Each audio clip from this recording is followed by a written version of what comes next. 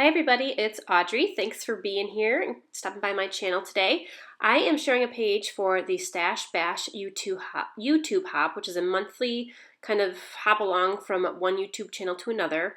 And we all work on the same type of theme, and we all are using our stash. So this month the focus is on some old pattern papers, and specifically from companies who are defunct or don't make scrapbooking supplies anymore, or are just not around. So I went through my stash and I pulled out some things from Basic Gray, who closed last year, I believe, and then Lily Bee, which closed a couple of years ago. And some of the papers I pulled out from Lily Bee are from like 2011, so quite a long time ago.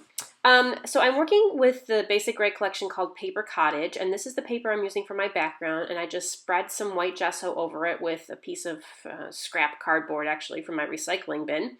And now I'm going through with some mists and spraying it on the packaging and just rubbing it into the background. The first color I use, kind of that orangey color, it's very deceiving because the bottle makes it look pink, and it's a Studio Calico Mr. Huey's, and the color is called Cameo, but it's very orangey. It's more coral and not pink at all. So I whipped out a shimmers there, and then a pink Heidi Swap color shine, and then I think a little bit of mustard color shine as well. And you can see down the bottom left-hand corner there where that like bright pink spot is. That is where I did not have any gesso covering the paper. So it definitely absorbs into the paper when you don't have the gesso covering it. And when the gesso is on there and you put the mist over it, you can actually wipe it off a little bit easier too. Otherwise, it absorbs right into the paper right away. Then I splattered some blue mists, and that's about it. Let that dry. Now, my design here is totally random. I don't know where I came up with this design. It just popped into my head. I actually think it may have been inspired by some quilt designs because I was looking on Pinterest last night at quilt designs because I quilt too, and this may have come from that. So I decided to just go with these wonky kind of tall, skinny trapezoid shapes and alternate them, kind of like wedge shapes. And I'm sticking with the color palette that is in this collection, kind of some blues and pinks and coral-ish and yellows, and just picking the different prints and just hand cutting some shapes that are all kind of the same size, but I'm going to stagger them, and again, I was kind of going for the wonky look, so it doesn't really matter. Anyway, I'm going to fussy cut out some flowers as well from one of the pattern papers. And it was actually this piece of pattern paper that really inspired me to use this collection today, because I just love those flowers and I thought they needed to be fussy cut out. So while I was doing that, I was thinking, I really need to bring some white into this page. So I keep a little drawer of like die cuts that I cut out that I've never used, or that I thought I was going to use in a page and I didn't, or they're just extra. I cut 2 of them or 3 extra copies for whatever reason. And I just pulled some out of my drawer, and I had these little leaf shapes and these little flower shapes. I'm going to try to incorporate those. So this is really about using the stash today, because I don't think I used anything new. I used all stuff that I've just had sitting around, and it feels so good to actually use that. So that's why I love doing these videos each month. I forgot that I wanted to distress the edges of these, and I had already glued them down and then stitched over them each of the kind of wedge shapes here.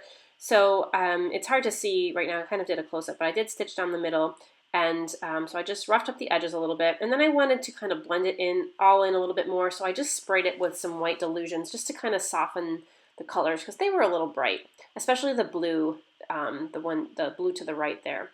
And then I'm just going to go back and, oops, I made a big spill, but because it was on the gesso, it just sopped right up, so good thing.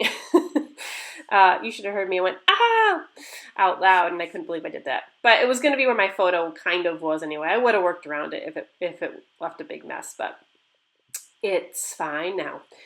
So I'm going to go back through, cut out a whole bunch more flowers, and then I thought to define these shapes a little bit more, I was going to trace them all with a white pen, which I do, but you can't even really see it. I've tried lots of different types of white pens, and I think the one I'm using now is the Signo Uniball pen, and I think it is the best white pen.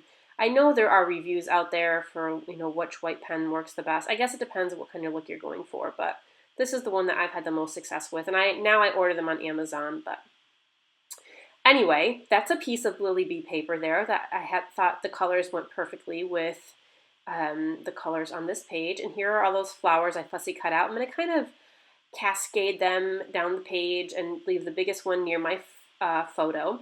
And then all these little, I'm not sure where this cut file came from. I think it's a studio, or not studio, a Silhouette store file, I'm pretty sure. So that's kind of like a loopy circle, loopy flower, and then kind of these loopy branches too. So I'm pretty sure they came from the Silhouette design store. And then the little heart one, I actually think I made that one up. And that was a very long time ago. I'm just digging through my little plate of flair and seeing if I have any flair there. I found these Lily Bee cards. That the colors aren't really, they're cute, but they don't really match. I wanted something a little bit more colorful, but I liked, some of them have little tabs on them that say, like, I chose the one that said Darling. So those Lily Bee rub-ons were probably the first release that Lily Bee did, and those are from way back in 2011. So I didn't know if they were going to work, and of course I couldn't find my rub-on tool. I have a little tool, like a ball, almost like a ball point, and you can see me, I am really pressing hard with my marker there, trying to get that rub-on to come off. It did come off, but let me tell you, it took a lot of elbow grease to get that rub-on to stick to that paper. And especially, actually, I'm not sure if it sticks differently, like if the background is gessoed or just the plain paper.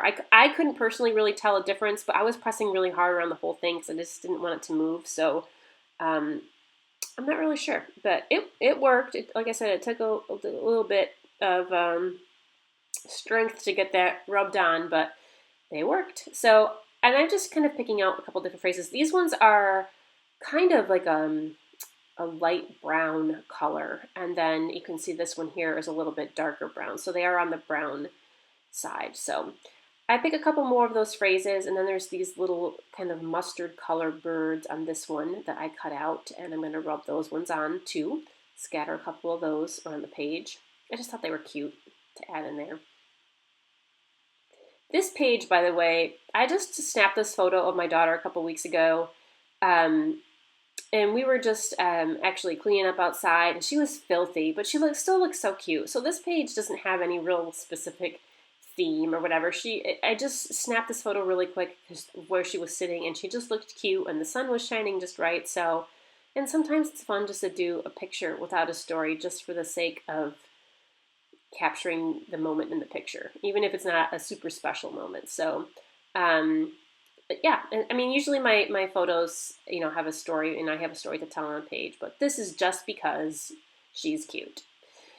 So I also dug out this Dear Lizzie sticker pack, and I do not know what Dear Lizzie collection this is. It's a couple years old, probably 4 or 5 years old.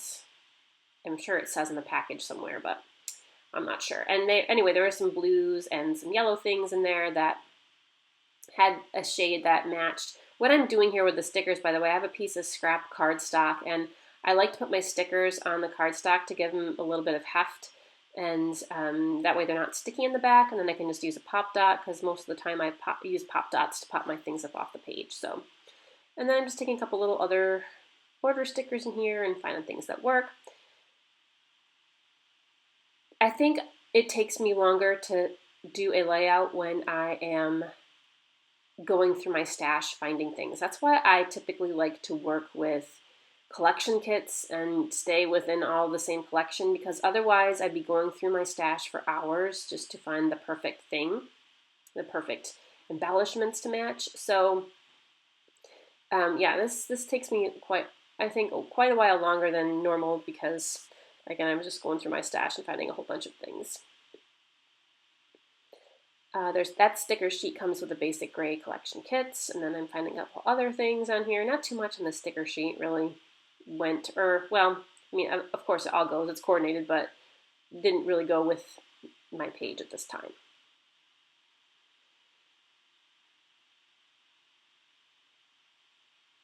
I also have a drawer of just these labels, and I just pulled them all out because I couldn't find what I was looking for. I was looking for one that kind of had, like some of them have a more white base to them, and I wanted one that had the more off-white base. You can see to the left there in my pile, there are some of those labels that are off-white and some that were white, but I ended up with one that was white and yellow. I thought I was going to bring in some gold. That's why I had those gold thickers pulled out, but I decided against it. And the words were too big, and they were going to take away from the design, so I just skipped those gold thickers. And then I found some old brads in my stash, which are from an old crepe paper line. And these are actual brads that have the prongs in the back, and I rip off the prongs now and pop them off with either pop dots or glue dots or something instead of actually poking a hole through my page and putting the brads in. So, and sometimes I can use my fingers to bend it really fast to get the prongs off. Other times I have to use my scissors and cut them off. And it's just, the rest here is just me kind of fiddling around with some little bits and just adjusting at the millimeter level because I get so picky like that. I put a couple wood veneer hearts on there. And then I'm just going to go through and glue everything down. So I start with the things that I know are going to be stuck right to the page, and then I kind of work up in layers, and sometimes I work backwards, it depends. So anything I knew that was going to be glued down without using it, like pop dots, for example, I did that first, and then I went through and popped off some things. I'm going to work on my photo layers here. I moved that little tab that said Darling up to the top, by the way. And I know just watching me glue is probably kind of boring, but I do use a lot of different types of adhesives. So, you know, I use the liquid glue for a lot of the photos and the things that stick right to the paper. And then I use 3D foam squares. And then I use, actually, I'm not sure if I showed this in the video, but okay, so here I am cutting a piece of foam for the back of my photo, and I don't know why I haven't learned my lesson because I have done this so many times and every time I have to go back, but I try to use the liquid glue to glue the foam piece that's behind my photo. So I try to use my liquid glue there to glue my photo down. So I have the liquid glue, you'll see me stick it underneath the photo here in a minute, right there, and I'm sticking it on the foam. It does not stick. And I think the foam actually absorbs the liquid and it just doesn't stick to the page. And I came back after like an hour and it still wasn't stuck. So I ended up using a piece of double-sided tape. I've got to learn my lesson and just know that no matter how many times I try, that liquid adhesive is not going to work on my photo. I don't know if other liquid adhesives have the same problem, but anyway, it's down there now. Okay, so yeah, that's it. That's pretty much it. Just a few last minute details. Kind of different for me, I think. You may not think so, but I do. Kind of pastel and on the girly side and lots of flowers, but I love it. It feels good, and it feels so good to use my stash. And I really liked this basic gray collection. I really like basic gray. Some of the collections were hard to use, but I think with techniques nowadays, different techniques now that you can really make use of them in different ways. So be sure to stop by all the ladies' channels linked below in the description and check out all their beautiful projects this month with pattern papers from their stash. Thanks so much for watching. I really appreciate it, and stay scrappy, my friends. I will see you very soon.